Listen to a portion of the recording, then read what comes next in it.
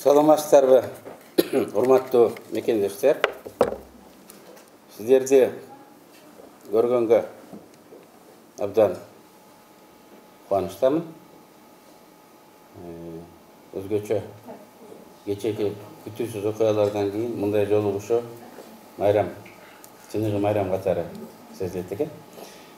Улан айткандай, мен бүгүн конок катары келип отурам. Мыйзам кылайык, дипломат статусы партиялык статус менен дал келбегендиктен мен убактылуу партиялуу мүчөлүгүмдү токтотком.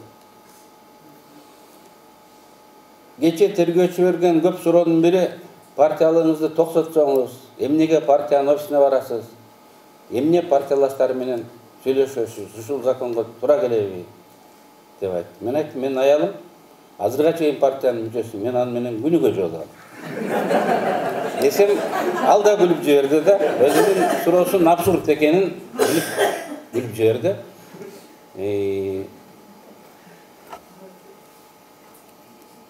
Ошондуктан бүгүн менин бул салтанатка, майрамга келип жолукканым табигый нерсе.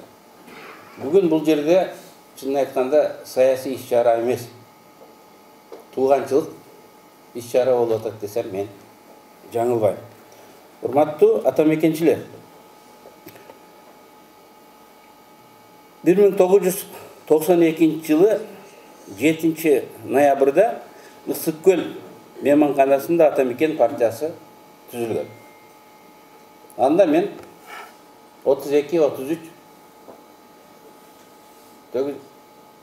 жаш жигит элем. Эң аксакалы мен элем, калгандары 30-га чыга элек балдар эле.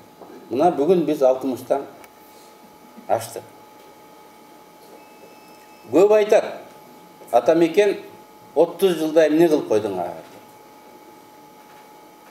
Biz kilogramдап тартыла турган, метрлеп өлчөнө турган нерсени эмес. Biz адамдын мүнөзүн жараттык. Biz эгемен элди түптөдүк.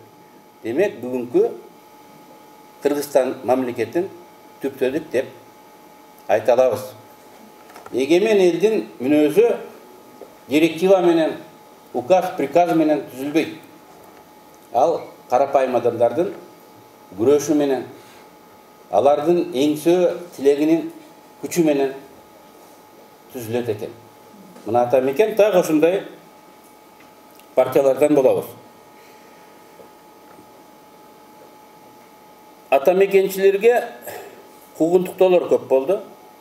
Бүгүн да Атамекен партиясынын лидери Айса Айтбаевна, Гүлнара Журабаева, Перизат Туранова сыяктуу активисттерибиз түрмөдө. Бирок бизди куугунтуктаган сайын күчөдүк. Кыскан сайын чер алдык, курчудук, камаган сайын сынбадык. Бузган сайын ынтымагыбыз тескерисинче артты. Анткени биз башкалардай болуп, бийликке, байлыкка жана мансапка гана жетүүнүн жолун самабайбыз. Атамекенчи болуу бул мүнөз, бул жашоо образы, дүйнөгө болгон көз караш. Атамекендин алдындагы чоң глобалдык максат жаңы адамды тарбиялоо, жаңы коомду түзүү. Активдүү граждандык коомду түзүү. Атамекен биз үчүн бийликке жетүүнүн инструменти шартсы гана эмес. Атамекен биз үчүн баалуулуктардын схемасы. Атамекен биз үчүн идеология. Бүгүн Атамекенде 3 муун бар. Мисалы, таттуу барбы? Келбей калдыбы? Мисалы, таттуунун өзү партиянын мүчөсү, атасы Аманека мүчөсү, чоң атасы Марса Аксакал мүчөсү болгон. Азыр бир сары баласы менен келип жүрөт. Ал да партиянын баласы болуп калды. 4-чү муун партияга мына пайда болуп отурат. Демек, бул атадан балага кала турган, мурас болуп өтө турган баалуулуктар. Атамекенчилер бардыбыз бирдей ойлонобуз, бирдей аракет кылабыз. Анткени биздин идеологиябыз да, жашоо образыбыз да бир. Кайда барсак да Атамекенчи де бизди башкалардан айырмалап, айтпасак да сүйлөгөн сөзүбүздөн, кылган ишибизден бизди таанып билип коюшат. Жашырайлык десек дагычы. Анткени биз оюбуз, тилегибиз бир. Урматтуу мекендештер, Атамекен партиясы жана видеороликте айтылгандай бул чоң мектеп болуп калды. Жүздөгөн, миңдеген биздин жаштар, активдүү граждандар Атамекен партиясы аркылуу өтүштү. Бир күн партияда болдубу, бир жыл болдубу, 10 жыл болдубу, жана бир жерден чай ичкен, тузун таткан жерге 1000 күн салам айт дегенде, биз алардын баарына ыраазы болушубуз керек. Анткени элдин баары өмүр бою саясий активдүү боло албайт. Убагында күйүп жанып, тигил же бул маселелерди коргоп партияларга келип кетишет.